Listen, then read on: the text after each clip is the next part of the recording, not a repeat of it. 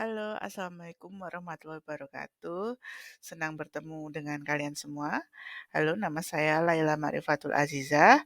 Sekarang saya menjadi dosen di Teknologi Informasi UMY dan akan mengajar perancangan berbasis objek kepada kalian semua. Salam kenal semua kepada mahasiswa-mahasiswa Teknologi Informasi.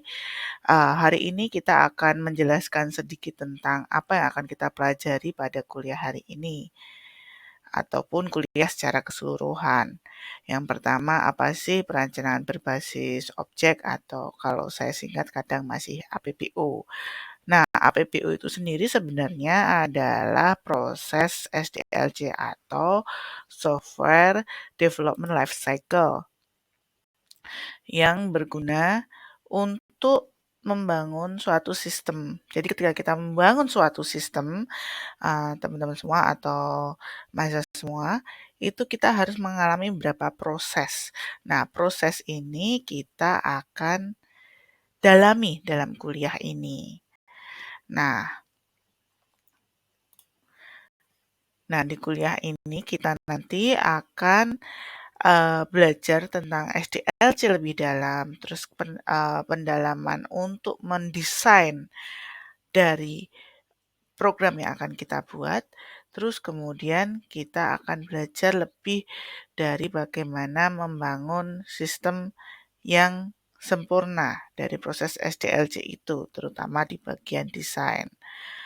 Nah, pada kuliah ini kita memiliki learning outcome atau CPL.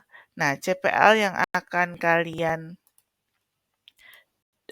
miliki setelah menyelesaikan kuliah ini adalah menguasai dan menerapkan konsep teori secara mendalam dalam penyelesaian masalah, terutama masalah di bidang teknologi informasi, kemudian bisa mengidentifikasi dan analisa kebutuhan, dan mampu merancang solusi berbasis komputasi. Nah, setiap CPL ini masuk ke CPMK dan sub CPMK yang lebih detail lagi, seperti memahami konsep waterfall, agile, and scrum. Terus kemudian kita juga akan belajar untuk memahami dan menerapkan apa itu SDLC, mengidentifikasi UML use case, UML activity, ataupun UML sequence dan class diagram. Nah, kita juga akan mempraktekkan bagaimana merancang menggunakan UML tersebut. Dalam kuliah ini, kita akan menggunakan buku panduan, yaitu dari UML at Classroom, dari Marlian Scorch, Christian Haumer, and Gerty Keppel, dan sistem analis dan desain yang edisi kelima oleh Roberta M. Roth. Nah, untuk pertemuan yang akan kita lakukan, itu kita ada 16 pertemuan, yaitu di pertemuan pertama ada introduction, yaitu kita akan mencoba menginstal beberapa aplikasi dan juga perkenalan. Ya, salah satunya kita bertemu sekarang. Terus kemudian di pertemuan kedua kita akan belajar tentang Agile dan Waterfall. Dan pertemuan ketiga tentang Scrum dan SRS. Pertemuan 4 itu nanti kita akan belajar tentang Scrum dan Kanban. Pertemuan 5 OOP dan UML. Terus kemudian di pertemuan 6 kita akan ada UCP 1 dan dilanjutkan dengan presentasi di pertemuan ke-7. Nah, pertemuan 8 dan 9 kita akan fokus di UML use case. Terus kemudian di pertemuan 10 kita ada activity dan 11 di sequence. Dan ketika di pertemuan 12 kita akan mengulang kembali activity dan sequence diagram.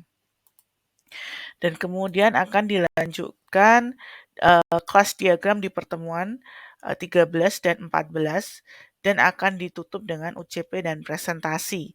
Nah, UCP dan presentasi ini, kenapa ada UCP ada presentasi? UCP ini untuk memahami lebih dalam secara teoretikal dan juga untuk UCP individu, sedangkan presentasi kita akan fokuskan untuk presentasi kelompok karena di mata kuliah kita ini akan ada kelompok. Jadi poin-poin yang perlu diketahui, kita akan belajar dengan video secara meeting online dan offline.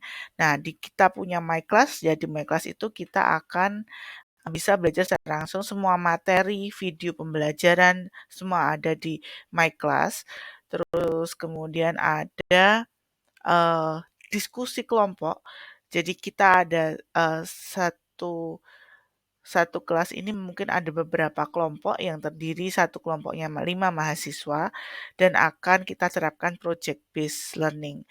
Jadi setiap kelompok itu akan punya project sendiri-sendiri dan nanti di akhir ketika di UCP 1 dan UCP 2 selesai, kita akan melakukan presentasi. Nah, presentasi ini adalah presentasi project dari yang sudah kalian lakukan.